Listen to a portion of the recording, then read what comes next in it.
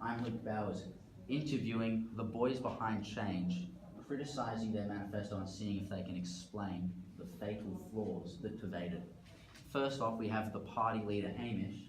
And our first question for you is that in your manifesto you state the Boys Behind Change Party aims to provide extensive opportunities across all facets of the school and to enable student responsibility and freedoms in order to provide the most enjoyable life for a student of Knox. Does Knox not do this already? No, but as I say in the first lines of my publicised speech, that nothing's ever perfect, nothing's ever finished. But what we look to do is improve it. So do we believe Knox provides extensive opportunities? Absolutely. You just have to look outside the door. But do I believe they can do more? Absolutely. Like what?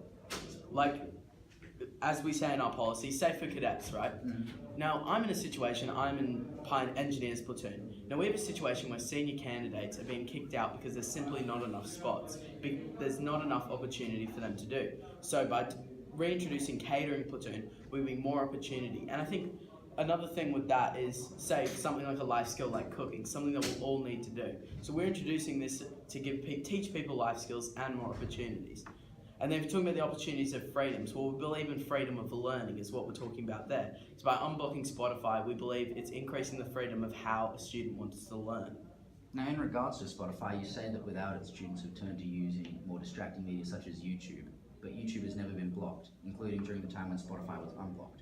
So if students had the intention of watching YouTube to watch videos, then why wouldn't they, even if Spotify was unblocked?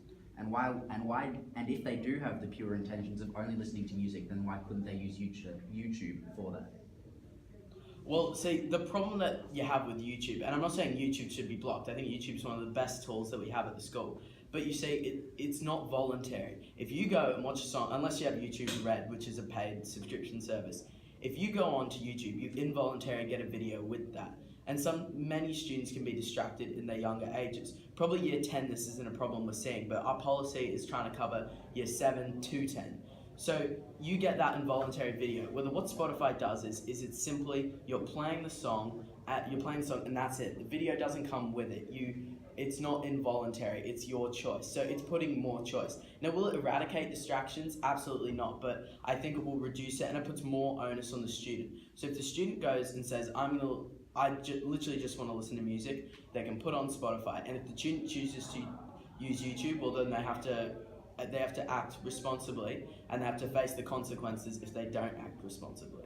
All right, thank you. Now some questions for the Cadet Minister, Ed Watts. In your likely criticism section, you say that the failure of the first catering platoon has led to you being able to structure a new one using a blueprint.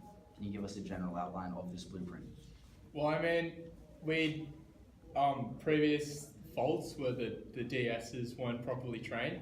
So by finding, a trained DS, you'll be able to structure it better with like more staff involvement, and that'll just flow down through the rest of the platoon.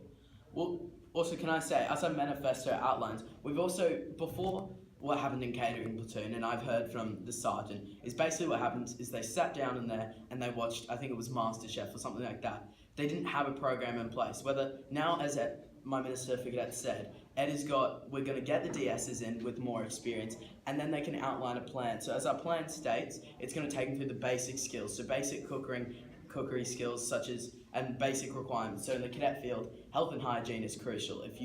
If one piece of meat isn't refrigerated at right temperature, if you have cross-contamination anywhere, it can threaten an entire platoon. So we need to teach health and hygiene, and then we'll go through the basic knife skills, which there is a myriad of videos available showing these skills. So it's taking them through each step to eventually get them up to that stage to cook on camps and also have a greater understanding of cookery. You also say that introducing the catering platoon would save up to $20,000. $200,000. $20,000 per day. Sorry, how do you $20,000 explain that? Well, a ration pack generally costs around roughly $30, and there's 1,100 cadets in the unit. So on AFX, if you put that all together, that's about $260,000.